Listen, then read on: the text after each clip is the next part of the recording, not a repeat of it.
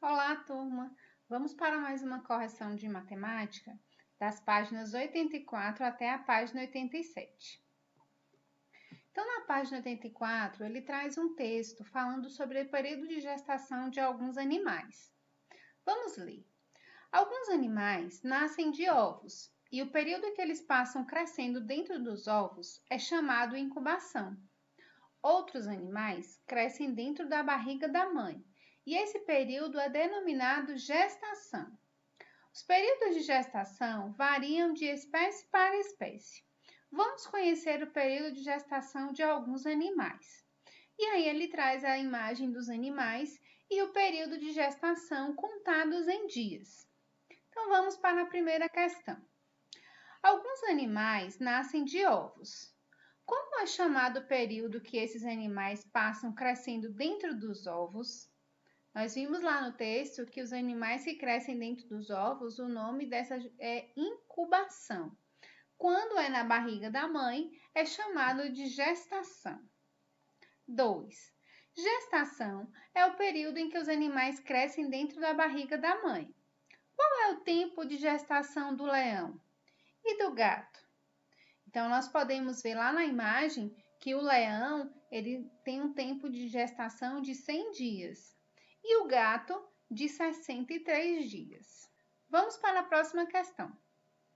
Qual dos animais mostrados na página anterior tem maior tempo de gestação e qual tem menor tempo de gestação?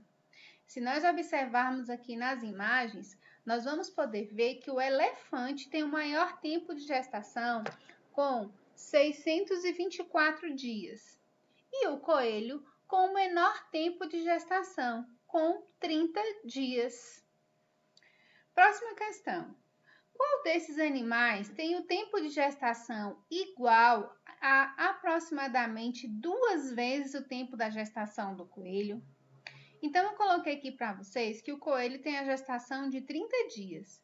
Se ele quer um tempo 2 vezes a gestação do coelho, então é 30 mais 30, que é igual a 60. Mas ele diz aqui a palavra aproximadamente. Então, pode ser entre 60, 61, 62, é o mais próximo de 60. Então, se nós observarmos, o gato tem 63 dias. Então, ele está próximo dessas 2 vezes a gestação do coelho. O cachorro também com 63 dias e o lobo também com 63 dias. Então, esses 3 animais é que é a resposta correta. 3. Qual é a diferença entre o tempo de gestação do leão marinho e do cavalo? Então, nós vamos ter que fazer aí uma continha de menos, de subtração, porque ele está pedindo a diferença. E toda vez que nós virmos essa palavra diferença, nós já sabemos que é uma conta de subtração. Então, o tempo do leão marinho, 350 dias, menos o tempo da gestação do cavalo, que é 330 dias. Resolvendo essa subtração, eu vou obter 20 dias. 4. Qual desses animais tem o tempo de gestação entre 6 meses e 9 meses? Olha que aqui nessa pergunta ele está falando de meses, mas na ilustração ele coloca o período de gestação em dias. Então, eu vou ter que transformar esses meses em dias. Então, quantos dias será que tem 6 meses? E 9 meses? Quantos dias tem? Então, vamos transformar. Eu coloquei aqui, um mês equivale a 30 dias. 6 meses, quantos dias nós teremos? Então, se eu colocar aqui um mês 6 vezes, fazendo a continha desses números aqui, dos 30 dias, eu vou obter 180 dias. Então, 6 meses equivale a 180 dias. Mas e 9 meses? Quantos dias correspondem a 9 meses? Então, fazendo a mesma coisa, tendo como parâmetro que um mês é representado por 30 dias, eu coloco isso 9 vezes, somo e eu vou obter 270 dias. Mas olha só a pergunta, ele quer saber quais desses animais têm o tempo de gestação entre 6 meses e 9 meses. Então, eu vou ter que observar os números que estão entre 180 dias e 270 dias. Então, tem que ser um número que é maior do que 180 e menor do que 270. Então, se eu for observar lá na tabelinha que ele traz, nas imagens que ele traz falando da gestação dos animais, eu vou perceber que o hipopótamo e o urso polar, eles têm 240 dias de gestação. Então, 240 está entre o número 180 e o número 270, porque esse número 240 ele é maior que 180 e ele é menor que 270. E nós vamos observar que não tem nenhum outro número que possa estar entre esses números aí. Então, por isso, o hipopótamo e o urso polar é a resposta correta.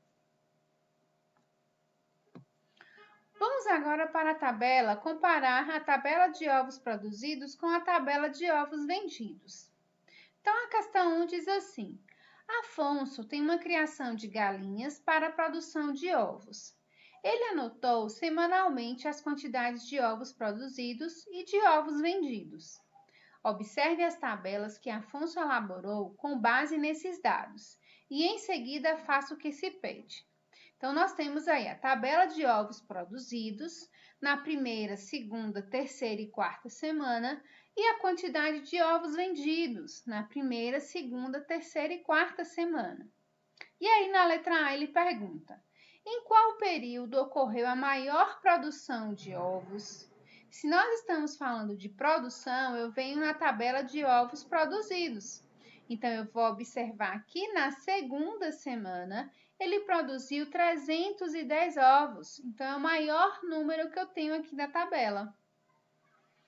Letra B.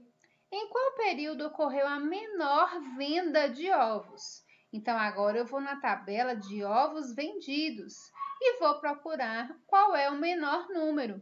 Então, se eu observar aqui, a terceira semana é a que eu vou ter menos ovos vendidos. Letra C. Em qual período a quantidade de ovos vendidos foi a igual à de ovos produzidos?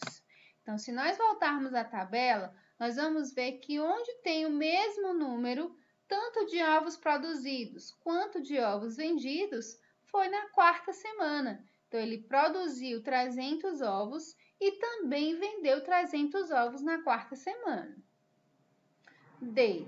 De acordo com as informações acima, complete a tabela a seguir para mostrar a quantidade de ovos não vendidos em cada semana.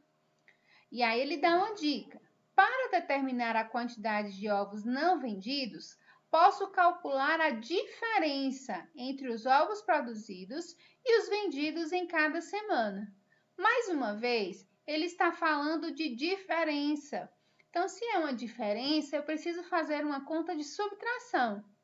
Então, observando esses números aqui da tabela de ovos produzidos e de ovos vendidos, eu posso fazer a subtração da primeira, segunda, terceira e quarta semana.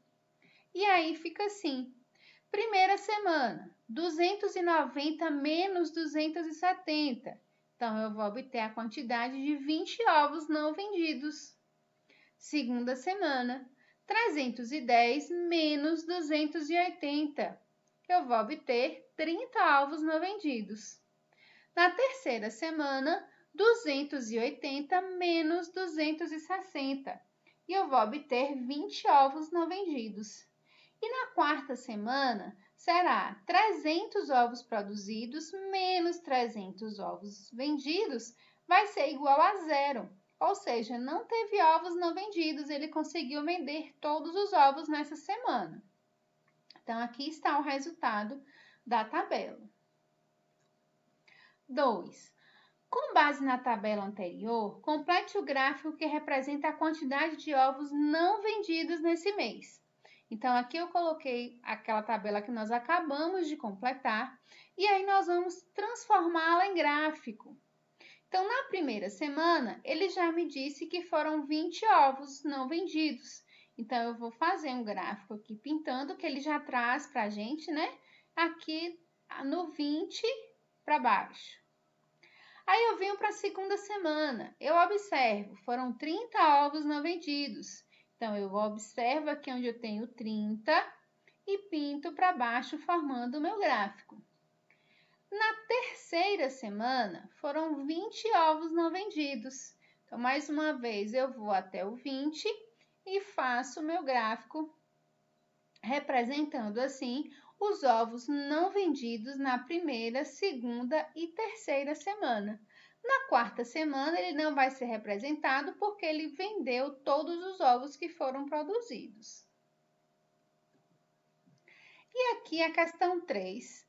Manuela digitou em uma planilha eletrônica as notas obtidas por ela em cada bimestre do terceiro ano, nas disciplinas de português e de matemática.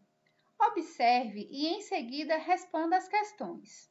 Então, ela colocou em uma tabela, primeiro, segundo, terceiro e quarto bimestre. Primeiro bimestre, português 6, matemática 7. Segundo bimestre, português 6, matemática 6. Terceiro bimestre, português 7 e matemática 8. Quarto bimestre, português 9 e matemática 8. Então, na letra A, ele pergunta: qual é a maior nota obtida por Manuela nesse ano em matemática e em português? Então, eu vou observar a maior nota dela foi 9 em português e 8 em matemática. Então, aqui 8 e 9. B. Analisando essas informações, o que é possível afirmar em relação às notas de Manuela? Se nós observarmos a tabela e observarmos do primeiro ao quarto bimestre, nós vamos poder afirmar que no quarto bimestre, Manuela obteve as maiores notas: 9 em português, 8 em matemática. Isso aconteceu talvez por ela ter estudado um pouco mais, ou talvez por ela ter compreendido melhor o conteúdo. Então, essa questão B é uma análise que a gente pode observar nessa tabela, que no quarto bimestre foi onde ela conseguiu obter as maiores notas. Ok, turma? Assim nós concluímos mais uma correção de matemática. Qualquer dúvida, a Pro está à disposição de vocês. Um abraço e até a próxima!